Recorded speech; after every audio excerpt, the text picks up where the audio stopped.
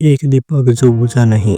रात का समय था। एक छोटे से गांव के स्कूल में मिट्टी के फर्श पर बैठा 12 साल का लड़का टिमटिमाते दिए की रोशनी में पड़ रहा था। बाहर ठंडी हवा चल रही थी पर उसके माथे पर पसीने की बूंदें थी, क्योंकि उसके लिए ये सिर्फ पढ़ाई नहीं, एक सपना था। उसका नाम था अभिनव। पिता खेतों में मजदूरी करते, माँ दूसरों के घरों में बर्तन मांजती, लेकिन बेटे की आंखों में चमक देखकर दोनों कहते, पढ़ ले बेटा, शायद तेरी कलम हमारी किस्मत बदल दे। एक दिन स्कूल में टीचर ने पूछा, बच्चों बड़े होकर क्या बनना चाहते हो? किसी ने कहा पुलिस वाला, किसी ने कहा डॉक्टर। अभिनव खड़ा हुआ और बोला, मैं ऐसा इंसान बनना चाहता हूँ जो दूसरों के बच्चों को भी पढ़ा सके जैसे आपने मुझे पढ़ाया है। टीचर मुस्कुराए, लेकिन उस दिन से गांव में सब उसे मास्टर साहब कहने लगे। समय बीता और हालात सख्त होते गए। कभी किताबें खरीदने के पैसे नहीं, कभी पेट भरने का इंतजाम नहीं। फिर भी अभिनव रोज स्कूल आता, पुराने पन्नों पर लिखता, टूटी पेंसिल से सपने गढ़ता। एक शाम पिता थके हुए लौटे,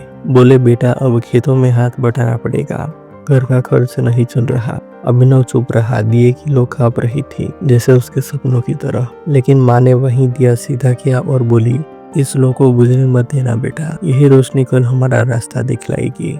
वो रात उसकी जिंदगी का मोड़ बन गई। सालों बाद वही लड़का, वही गाँव, पर अब स्कूल की दीवारें नहीं थी, छत पर पंखे घूम रहे थे और बोर्ड पर लिखा था, अभिनव पब्लिक स्कूल। हाँ, वही अभिनव अब एक अध्यापक नहीं, बल्कि अपने गांव का स्कूल चलाने वाला व्यक्ति बन चुका था, जहां हर बच्चे को मुफ्त शिक्षा मिलती थी। एक बार एक छोटा लड़का स्कूल में देर से आया। अभिनव ने पूछा, क्यों देर हुई? लड़का बोला, सर बिजली चली गई थी, दिया नहीं था। अभिनव मुस्कुराया और बोला, कोई बात नहीं बेटा, मैं तुम्हें दिया दूंगा, लेकिन एक वादा करो, इससे कभी बुझने नहीं देना।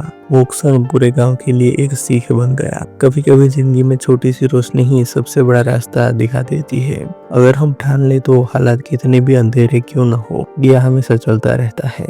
अगर आपको ये कहानी दिल को छू गई हो तो लाइक करें, अपने दोस्तों के साथ शेयर करें और ऐसे ही प्रेरणादायक कहानी सुनने के लिए सब्सक्राइब जरूर करें। जय हिंद।